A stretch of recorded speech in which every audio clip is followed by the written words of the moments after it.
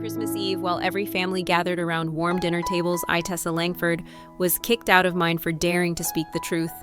They saw me as a dreamer, the failed niece, who had the audacity to leave a stable job to chase after an unknown startup. They mocked me, looked down on me, and then slammed the door in my face. What they didn't know was that the very person they just rejected was the mastermind behind the golden deal. They were all so desperately praising the secret CEO of Solaria Strategy Partners, the one who held the power to reshape the future of Langford Energy. And the next morning, as they walked into the sleek modern office with arrogance in their eyes, they had no idea that the woman sitting in the highest seat of Power TL Phoenix was the same Tessa they once dismissed. They came begging for a deal to save themselves, and I was the one holding the pen. This wasn't just a story of family betrayal. This was the moment I reclaimed my dignity with intelligence, grit, and a plan I had been crafting in silence for years. That Christmas, the Langford mansion shimmered with lights, just like every year, every corner radiating the opulence and grandeur of one of the most prestigious families in the energy industry. The long dining table was draped in white silk, silver candles flickered, and crystal glasses sparkled as if everything were perfect, except for one thing: my presence. I, Tessa Langford, the only daughter of the youngest son in the Langford lineage, was the least mentioned name in the family. I used to be a top student and outstanding graduate.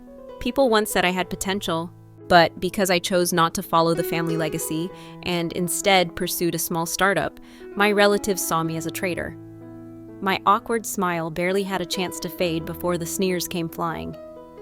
"Are you still working for that company? What was it? The one with the name that sounds like a joke?" Aunt Meredith asked, her voice sweet as honey, but her eyes cold as ice. "Solaria Strategy Partners, Aunt," I replied, trying to stay calm. "Oh, right," Uncle Richard scoffed. "A company no one's heard of, not even listed on the stock exchange. Doesn't even have a headquarters. Mysterious, huh?" I clenched my fists under the table. They had no idea that Solaria had now become a strategic partner to multiple multinational corporations. We didn't need flashy names, just results. And I, Tessa Langford, was the co-founder and CEO behind the pseudonym TL Phoenix. But tonight, I didn't plan on saying any of that. I just wanted to share something important. Langford Energy is being manipulated from the inside. The dinner table fell silent as I spoke. I looked straight into the eyes of my grandfather Henry Langford, the man who founded this empire. "Grandfather," I reviewed the latest quarterly report. There are suspicious expenses, and the people behind them are none other than Uncle Richard and Aunt Meredith. They're selling insider information to competitors. Plus, my words dropped like a bomb on the table. Aunt Meredith nearly spilled her wine, and Uncle Richard jumped up like he'd been burned. "This girl is insane," she screamed. "What gives you the right to slander me like that?"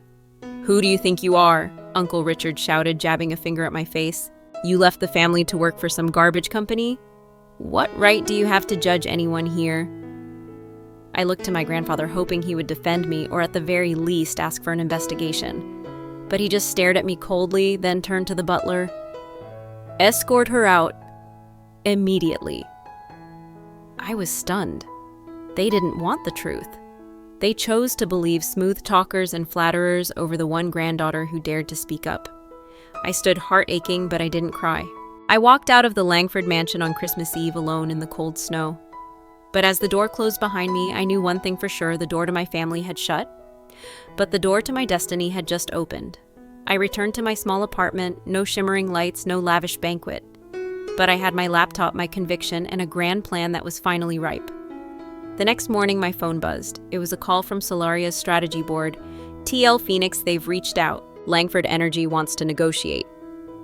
I smiled. Turns out the very company had come crawling to Solaria, the only partner capable of helping them escape a financial crisis they hadn't even admitted publicly.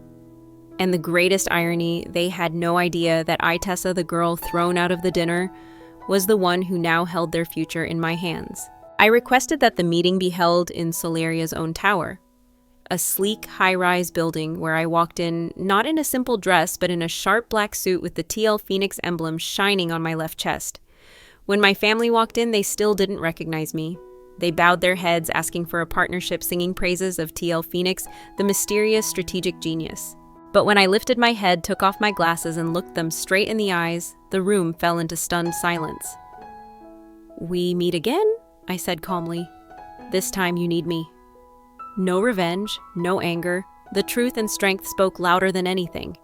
And this was just the beginning of everything I had quietly prepared during the 4 years of being ignored, rejected, and treated like I was invisible. After that meeting, my grandfather Henry Langford looked utterly shaken.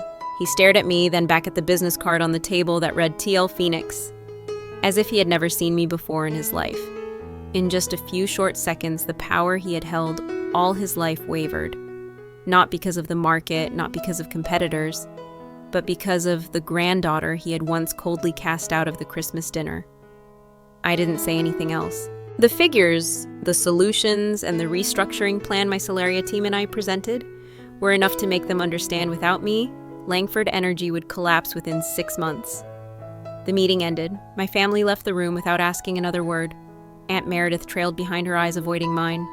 International investors began pouring money back in, not because they trusted Langford, but because they believed in the person behind the miraculous rescue me. But while the world praised me as a strategic genius on the other side, my family was drowning in internal chaos, emergency shareholder meetings, internal audits, a wave of resignations from senior executives, including Uncle Richard and Aunt Meredith. I knew this wasn't the end. This was just a transition, the moment I had to decide whether I truly wanted to return, whether I should accept the position on Langford Energy's executive board that my grandfather was quietly arranging. I wasn't in a rush. I hadn't forgotten that freezing Christmas night when a girl who simply wanted to speak the truth was insulted, cast out of the family dinner, and treated like a stranger. One Friday afternoon, I got a call from an unknown number. "Tessa, it's Grandpa." I stayed silent for a few seconds. His voice still had its usual calmness, but this time there was a hint of pleading. "I want to see you, just the two of us." I agreed, partly out of curiosity, partly because I still wanted to hear what he had to say, after everything. We met in a small room at Langford Tower, the place where he once ruled like a king running an empire. But today, he stood up to greet me, his hands trembling as he handed me an old photo.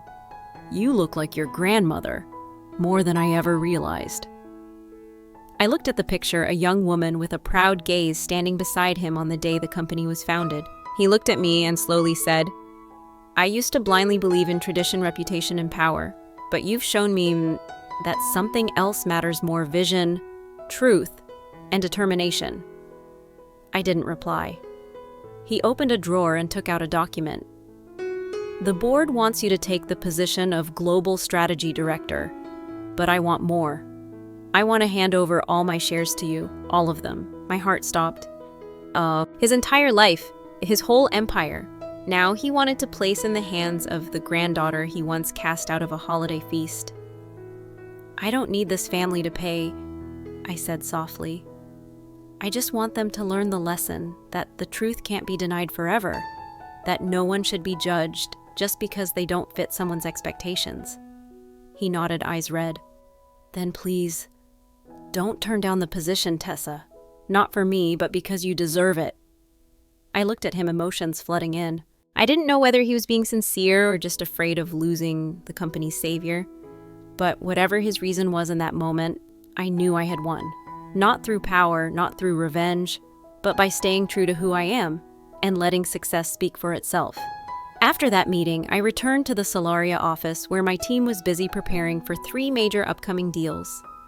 I looked out the window, the city was bathed in orange gold sunset light, and I was still Tessa Langford, the girl who was kicked out of Christmas dinner. But now I was the one making the final decisions about the future of the very family that once rejected me. And I would not bow my head. I quietly assumed the position of Global Strategy Director at Langford Group. No celebration, no media statements, no apologies from the family, the very people who once cast me out of their lives as if I had never existed. I walked into Langford's headquarters with pride in my stride. Every eye in the executive boardroom turned toward me, the once unmentionable name within the company now seated in one of the most powerful chairs beside my grandfather and the board members. That first meeting was tense, like a tightly wound string. Uncle Richard avoided my gaze, his voice trembling as he presented the record-breaking quarterly loss direct fallout from the poor decisions he had once forced through ignoring every warning. Aunt Meredith kept her cold expression, but her hands clenched the report folder tightly, unable to mask her anxiety. And my grandfather Henry Langford, the man who once ruled with unquestioned authority, remained silent, occasionally glancing at me with a look that was equal parts hope and regret. But none of them said sorry. Not a word, not a single acknowledgement of the Christmas Eve they banished me from the dinner table. No one spoke of how I'd once been branded a liar, the shameful grandchild, the family disgrace. No one asked how I had survived those years, estranged from them building Solaria from scratch, and I realized I didn't need their apology anymore. I was no longer the girl who cried silently through a winter night. I had risen beyond it all, refusing to let hatred poison my heart. I didn't return for revenge. I came back to redefine the value of a woman who dared to be truthful, to speak up, to start over. In the first few months, I didn't interfere deeply in company decisions. I observed quietly, listened, took notes, and when the time was right, I unveiled a comprehensive restructuring plan, the very thing Langford Group had avoided for decades out of fear of change. That's when the silent war began. "You're trying to destroy the family's tradition," Uncle Richard snapped during a tense meeting. I smiled and replied calmly, "No, I'm trying to preserve the only thing in that tradition worth saving honor. Everything else that's rotten needs to be cleaned out." Aunt Meredith quietly walked out of the room after that. I knew she couldn't bear seeing someone once labeled the disgrace now standing at the height of power, but I didn't stop. I decisively cleared out incompetent senior staff, revamped the operational model, and heavily invested in clean energy, the very thing the family once dismissed as a profitless fantasy. In just 6 months, Langford Group, once teetering on the brink of collapse, became a symbol of sustainable transformation in the European market. Revenue tripled, stocks hit record highs, and business magazines repeatedly referred to me as the Now I understand, it's time for me to let go. Langford needs a new leader, not because of their last name, but because they deserve it. I nodded quietly. In that moment, I no longer saw him as the man who had abandoned me. I saw him as a human being with flaws, fear, and a sincere effort to make things right. That night, I stepped out of Langford Tower feeling lighter than I had in years.